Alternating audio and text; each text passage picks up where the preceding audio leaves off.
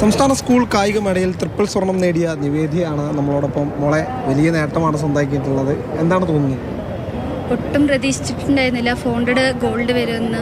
സാറാണ് ഫുൾ കെയറും സപ്പോർട്ടും. സാർ പറഞ്ഞിട്ടുണ്ടായിരുന്നു നീ 400 ഗോൾഡാണ് എന്ന്. സാറിൻ്റെ എഫേർട്ടും എല്ലാം കാരണമായിട്ട് 400 ഗോൾഡ് വരാനുള്ള കാരണം സാറാണ്. പക്ഷേ വലിയ കഷ്ടത അനുഭവിക്കുന്ന കുട്ടികളാണ്, എന്താണ് പറയാനുള്ളത്? കഷ്ടതകൾ അനുഭവിച്ച് അതിൻ്റെ പ്രതിഫലം ഞങ്ങൾക്ക് തന്നു. ചിട്ടിയായിട്ടുള്ള പരിശീലനമായിരുന്നു. അതിൻ്റെയാണ് ഫലമാണ് ഈ കുട്ടികളെല്ലാം. ഇപ്പോൾ ജൂനിയർ ഗേൾസ് ഗോൾഡ് വന്നു, ജൂനിയർ ബോയ്സ് ഗോൾഡ് വന്നു, സീനിയർ ഗേൾസ് സിൽവർ വന്നു. അപ്പോൾ അത് നല്ല സന്തോഷമാണത്. നിവേദിയുടെ ഒരു ആഗ്രഹം വീടെന്നുള്ളൊരു ആഗ്രഹമുണ്ട്. വീടില്ല, മുത്തശ്ശിയുടെ വീട്ടിലാണ് ഇരിക്കുന്നത്. അപ്പോൾ സ്വന്തമായ ഒരു വീട്ടിലിരിക്കുമ്പോൾ അതിനുള്ള സ്വാതന്ത്ര്യം വേറെയാണല്ലോ. അപ്പോൾ അമ്മയും അതമ്മയും തൃശ്ശൂർ ആശ്രമത്തിലാണ് വർക്ക് ചെയ്യുന്നത്. അപ്പോൾ അവർക്കൊരു വീട് കിട്ടിയാൽ അവർക്കൊരു മൈൻഡ് ഒന്ന് ഫ്രീ ആവും, നല്ല ചെയ്യാനുള്ള ഒരു ഇത് കിട്ടും. അപ്പോൾ അതിനുള്ള ഒരു അവസരം നമ്മുടെ ഗവൺമെൻറ് ഒരുക്കി തരുന്നുള്ള പ്രതീക്ഷയുണ്ട്. 400 മീറ്ററിൽ സ്വർണ്ണം നേടിയിട്ടുണ്ട്. സിനിലെ എങ്ങനെ ഉണ്ടായിരുന്നു പ്രകടനം? ഭയങ്കര സന്തോഷമുണ്ടായിരുന്നു. റെക്കോർഡ് പ്രതീക്ഷിച്ചിട്ടുണ്ടായിരുന്നു.